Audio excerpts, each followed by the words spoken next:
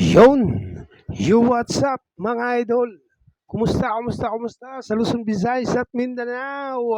Shout out sa inyong lahat sa mga mahuhusay at magigiting na mga humahagupit na mga barbero sa buong Pilipinas. Shout out sa inyong lahat mga idol. At ang ating project po ay high fade na skin fade. Inumpisahan niya po natin yan sa 1.5 na guide. And then zero close. And then 0.5 na guide. And then detailer mga idol. You know, skin fade na high fade. At ahitan na natin mga idol para sa ating skin fade. At nandito na nga tayo sa likuran mga idol. 1.5. And then overcome. You know. And then pagkatapos ng overcome ay zero close.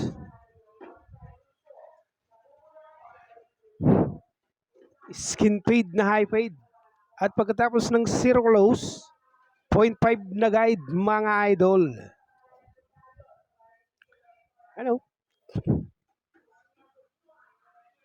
Hagod ng hagod lang. Pagka medyo mahirap hagurin, pabalik-balik lang sa 0.5 na guide at 0.5 na guide at zero close. Zero gap kung tawagin ng iba. And then balik sa 0.5. At pagka medyo okay na, detailer na mga idol. Binilhan ko ng bagong talim mga aking detailer na pakatalas mga idol. At aahitan na natin para sa ating skin fade. High fade dyan mga idol. High fade na skin fade. Nandito na nga po tayo sa kabilang bahagi mga idol. Kabilang side naman. 1.5 ulit. Pan layout. Pagkatapos ng 1.5 ay overcome. You know. Tapos zero close. Laging ganun lang mga idol ang aking diskarte. Pagkatapos ng zero close, 0.5 na guide naman mga idol. You know. Parang naglilibang-libang lang habang naggugupit.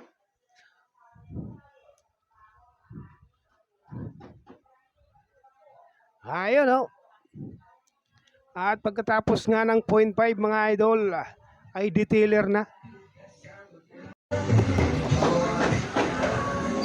Yun. At pagkatapos ng detailer mga idol, ahit na gamit ang ating labaha. Wala nang paligoy-ligoy pa sa ating skin fade. Ahitan na kagad natin para maging skin fade mga idol. At natapos na nga tayo. Nasa ibabaw na nga tayo mga idol. Ang sabi ng customer ay ititrim lang daw. Trim lang natin. Dahil tayo mga barberong masunurin sa gusto. Kung ano ang gusto ng customer, sinusunod lang natin. Dinidiskartihan lang natin para maging maganda sa kanyang paningin. At bukod lang sa maganda sa kanyang paningin, may trabaho din naman tayong maganda rin naman talagang tingnan. Dapat laging ganun. Para tayo ay balik-balikan mga idol. Ganun lang oh.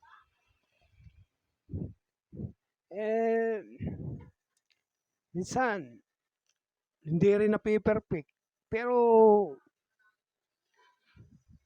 hindi perfect sa paningin. Pero, pag sa actual, perfecto na sa iba. Perfecto na sa mga customer. Kaya, pag laging ganun mga idol ang ating diskarte, hindi tayo tutumala ng gupit. Hindi tayo mauubusan ng pagkakakitaan araw-araw. Ayun mga idol, at natapos na nga tayo. Paikutin na natin ang roleta ng kapalaran ng ating gupit mga idol. Ayun oh.